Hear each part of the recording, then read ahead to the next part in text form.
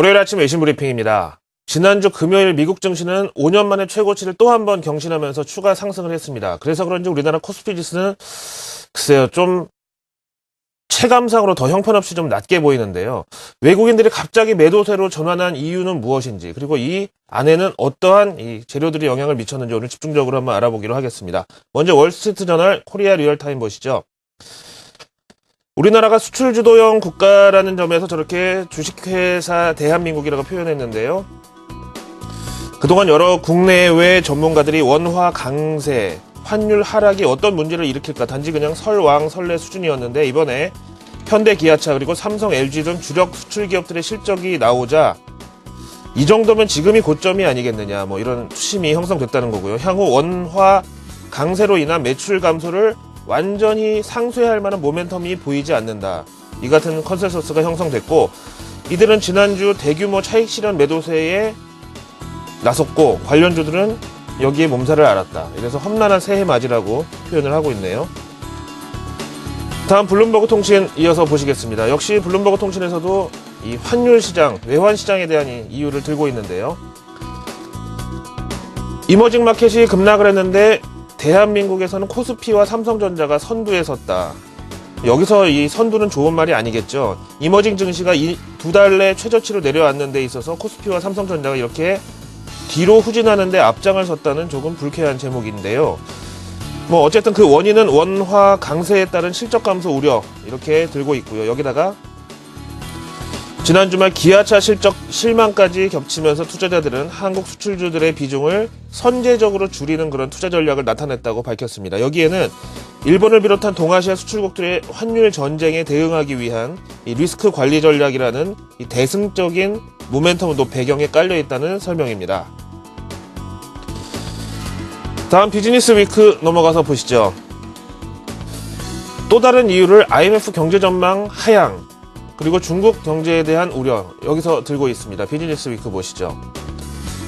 지난 주중에 들어보셨겠지만 IMF가 올 2013년 세계 경제 전망 보고서에서 전 세계 글로벌 경제 성장률 전망치를 지난 예상치보다 하향을 했고, 그 이유로는 미국과 유럽 등 선진국들의 경제 성장률이 조금 처질 수 있다는 이 사실을 언급했는데요.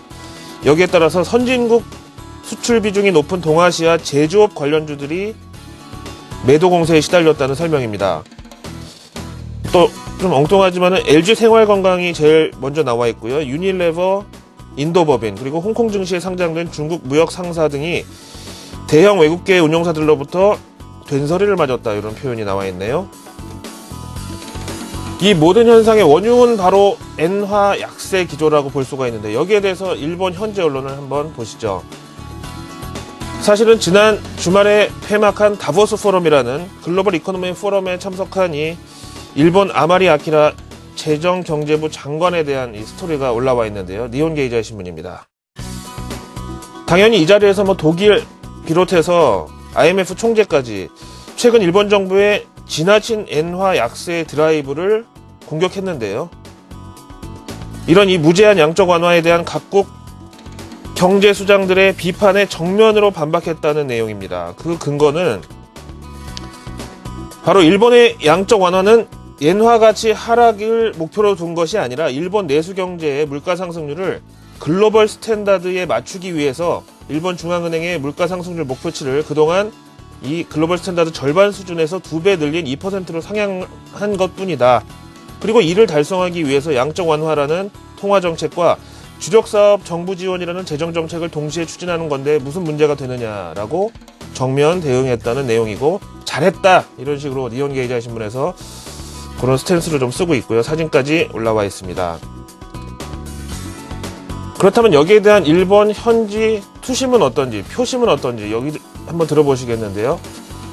지금 보시는 니혼게이자의 신문과 도쿄TV가 공동으로 실시한 여론조사 결과에 따르면 지난 주말 25, 26일 이때를 기점으로 아베 내각의 지지율은 68%로 아베 내각 출범 이후 6%포인트 상승한 것으로 듣게 됐습니다.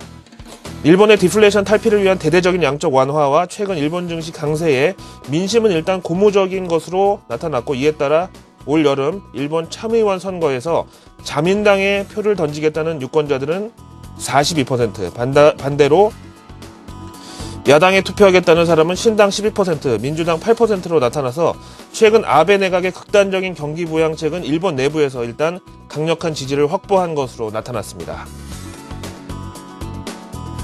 여기다가 설상가상이라고 할까요? 북한까지 주말에 또 강경 기조를 나타내고 있는데요. AP통신이 전합니다.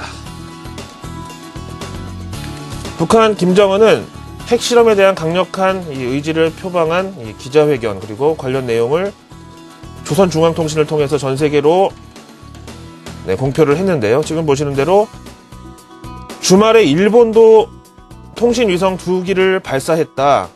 그리고 대한민국도 오늘 위성 발사를 앞두고 있는데 왜 우리의 이 로켓 발사만 문제가 되느냐 이런 식의 이 시시비비를 가리자는 이런 입장이고요. 우리는 인민들의 요구에 따라서 핵실험을 계속할 것이고 왜 미국만 핵이 있어야 되느냐. 이 세상에 핵이 존재하는 한 우리도 핵실험을 하지 않아야 될 이유는 없다. 이런 얘기들이 쭉 나와 있습니다. 글쎄요. 외신들의 이런 시각을 다 들어보고 나니까 뭐 사후 약방문이라기보다는요. 이러이러한 재료들이 어느 정도 시장에서 소화되든지 아니면 해결의 실마리가 확인된 후에나 외국인들의 매수가 대한민국 증시에 비로소 다시 돌아올 수 있겠다라는 생각을 하게 됩니다. 월요일 아침 외신 브리핑이었습니다.